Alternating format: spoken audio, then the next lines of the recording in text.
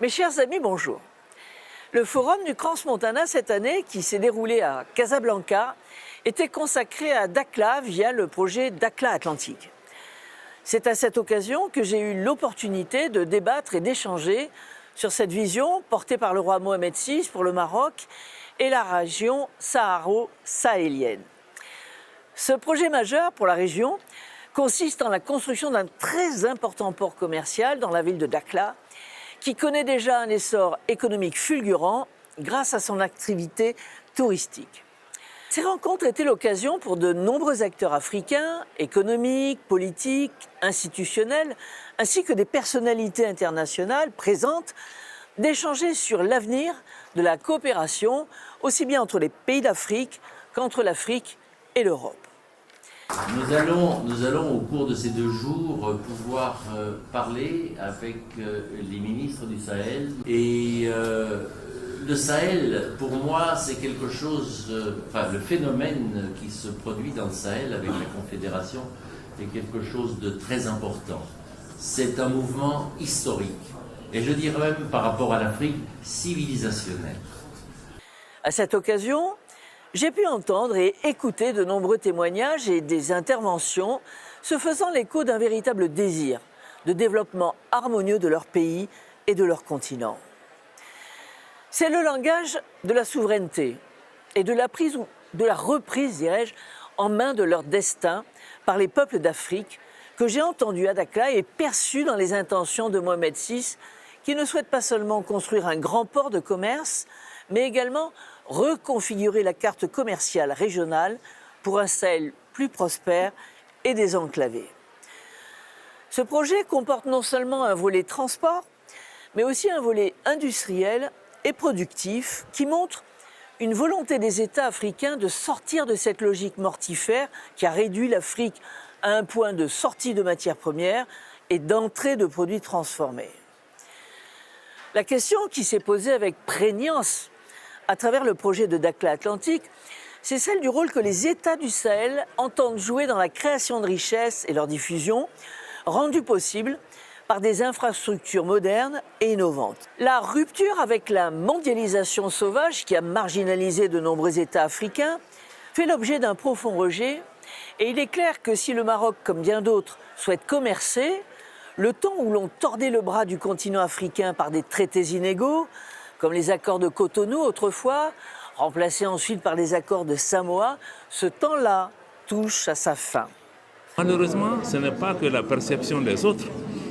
L'Afrique elle-même voit l'Afrique à travers le regard des autres, parce que nous regardons vos télévisions, vos chaînes, l'économie de la connaissance est maîtrisée aussi par vos grands pays et autres. Donc vous déterminez même la vision que les... Donc aujourd'hui, les Africains deviennent de plus en plus conscients qu'eux-mêmes doivent regarder autrement, se valoriser autrement. Alors la France, bien sûr, devra trouver sa place dans cette nouvelle configuration, forte de ses liens forts et anciens avec le continent africain. Et la singularité de sa voix est attendue par bon nombre d'acteurs qui ne confondent pas la France avec les élites qui la gouvernent.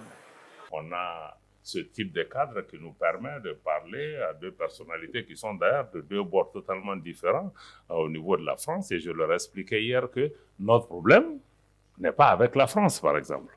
Mais il faut qu'on se parle pour comprendre ça. Parce que je suis sûr que vos gouvernants vous expliquent que vous avez un problème avec le Mali. Mais le Mali n'a pas de problème avec vous. Le Mali a des problèmes avec une politique et des actes de l'État français dans nos pays que nous n'acceptons pas.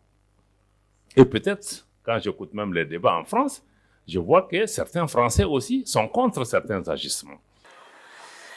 Nous avons intérêt à la stabilité, ainsi qu'à un développement coprofitable avec l'ensemble de nos partenaires africains si nous voulons prendre à bras le corps les grands problèmes du XXIe siècle, c'est-à-dire la crise migratoire. Regardez les richesses sur lesquelles nous sommes assis que nous ne rien. Pourquoi nous devons prendre des risques, par exemple, d'aller nous jeter dans la mer pour un Eldorado qu'on pense être en Europe, qui est peut-être chez nous, que nous ne voyons pas. Donc pour moi, cette question de perception est fondamentale. Les autres doivent changer, mais nous-mêmes, nous devons pouvoir développer notre propre narratif aussi. Ainsi que la défense sur chacun de nos continents de notre souveraineté de nos civilisations et de nos identités, menacés par une globalisation qui veut faire de nous des hommes sans racines, réduits à l'état de consommateurs. Et je pense effectivement que c'est un continent en devenir.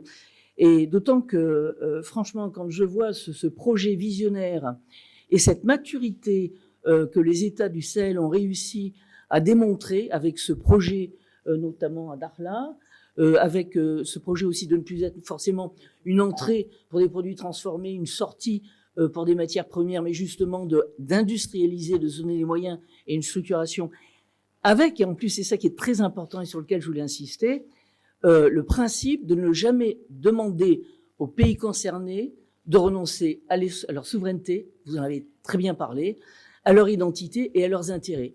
On a les mêmes difficultés, vous savez, qu'il s'agisse d'immigration ou par exemple de la défense de notre agriculture, de notre souveraineté, etc. Je pense que votre projet est excellent et que ces débats sont vraiment de haute tenue.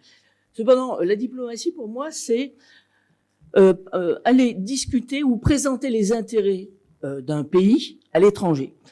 Je ne suis pas au gouvernement, je suis dans un mouvement d'opposition qui est majoritaire d'ailleurs, en voix et souvent en élu, mais je ne suis pas au gouvernement. Je vois la diplomatie parlementaire, je la vois comme une rencontre ou comme une main serrée ou une main tendue. Et je pense qu'on n'en a jamais eu autant besoin aujourd'hui. Je crois que les parlementaires peuvent offrir des fenêtres d'interaction qui ne sont pas toujours ouvertes avec les États. Ne serait-ce que pour servir de pont. Quelqu'un a parlé de pont. Que ça serve de pont. Comme ça, le jour où vous arriverez au pouvoir, on se serait déjà parlé avant. Comme le disait Hassan II, les batailles de la vie ne sont pas gagnées par les plus forts ni par les plus rapides, mais par ceux qui n'abandonnent jamais.